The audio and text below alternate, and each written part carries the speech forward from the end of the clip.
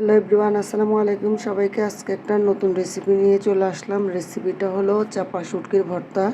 তো আজকে আমি চাপা শুটকির ভর্তাটা কিভাবে তৈরি করব সেই রেসিপিটা আপনাদের সামনে তুলে ধরবো। আশা করি সবাই রেসিপিটা দেখে ভর্তাটা তৈরি করার চেষ্টা করবেন, কারণ আমাদের কুমিল্লার ট্র্যাডিশনাল খাবার চাপা শুটকির ভর্তা। তো চাপা শুটকির ভর্তাটা কিভাবে তৈরি করতে হয় সব কিছু আমি এখানে তুলে ধরলাম। আশা করি সবাই বুঝতে পারবেন, কারণ চাপা শুটকিটা একটু গন্ধ থাকে, সবাই ভালো করে পরিষ্কার করে নেবেন যেহেতু গন্ধটা না থাকে। তাই তো এখানে আমি রসুন পরিষ্কার করে নিলাম, সাথে কাঁচামরিচ এবং পেঁয়াজগুলো কুচি করে নিয়ে নিলাম, আর সাথে নিয়ে নিলাম 4-5টা চাপা শুটকি। এই চাপা শুটকিগুলো এমনভাবে পরিষ্কার করবেন যাতে কোনো ময়লা বা আবর্জনা চাপা শুটকির গায়ে না থাকে। তো চলেন আমি রেসিপিটা শুরু করলাম।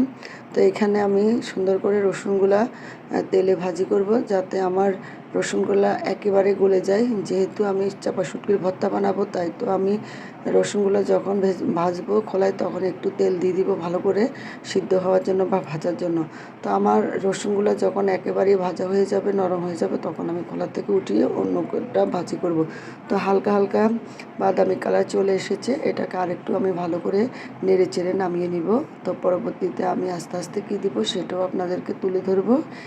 পেঁয়াজ কুটে রেখেছি, পেঁয়াজ কুচিটা দিয়ে দিব, সাথে দিব মরিচগুলা দিয়ে এটাকেও হালকা তেলের মধ্যে একটু ভেজে নেব। কারণ আমি যখন চাপা শুটকিটা তৈরি করব তখন আমার এই শুটকি মাছটা দিয়ে যখন আমি ভর্তা তৈরি করব সুস্বাদুটা আনার জন্য আমি পেঁয়াজ, রসুন এবং কাঁচামরিচ ভালোভাবে খোলাই ভেজে নেব হালকা সরিষার তেল অথবা সয়াবিন তেল দিয়ে। তো আমার এখানে যখন ভাজতেছি একটু নরম হয়ে আসছিল, তো উপর দিয়ে আমি আরেকটু তেল ঢেলে দিচ্ছি যাতে আমার এই তেলটাতে একেবারে সব কিছু সম্পূর্ণভাবে কমপ্লিট হয়ে যায়। তো আমার এখানে পেঁয়াজ, রসুন এবং কাঁচামরিচটা ভালোভাবে হয়ে গিয়েছে। এখন আমি নামিয়ে নেওয়ার পালা। আমি আস্তে আস্তে নামাতে থাকবো।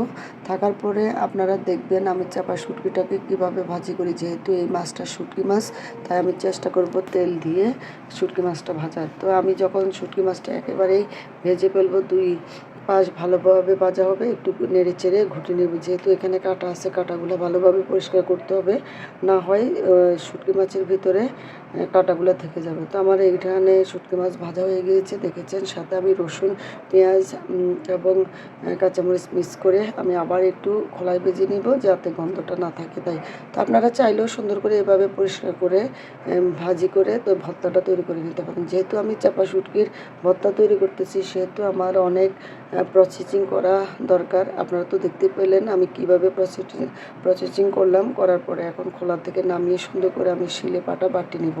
যেহেতু এটা ভর্তা হবে, তাই তো ভর্তার জন্য শিলপাটা প্রয়োজন। তো আমি শিলপাটাতে সবসময় ভর্তাটা তৈরি করি টেস্টিটা বাড়ানোর জন্য। আসলে হয় কি, যত শিলে ঘষা মাজা করে ভর্তা তৈরি করবেন তত খেতে সুস্বাদু হবে। তো আমার রেসিপি দেখে আপনারা একটু চেষ্টা করবেন আমার মতো করে তৈরি করার জন্য। তো আমার এখানে ছেঁচা হয়ে গিয়েছে বা বাটা হয়ে গিয়েছে, যেভাবেই বলেন। আমি এখানে বাটার পরে লবণটা অ্যাড করে দিব, দিয়ে সুন্দর করে এখন মাখিয়ে নেব যাতে সম্পূর্ণ রেসিপিটাতে তেল এবং রসুন, পেঁয়াজ যাই দিয়েছি এবং লবণটা মিক্সড হয়।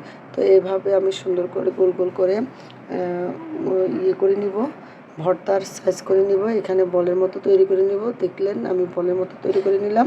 তো আমার বলের মতো তৈরি করা হয়ে গিয়েছে। এখন সুন্দর করে আমি প্লেটে সাজিয়ে দিব, সাজিয়ে দিয়ে পরিবেশন করব আমার এই চাপা শুটকির ভর্তা, ট্র্যাডিশনালি কুমিল্লার চাপা শুটকির ভর্তা। আপনাদের কেমন লেগেছে? আশা করি সবাই ভালো লেগেছে, সবাই দেখবেন।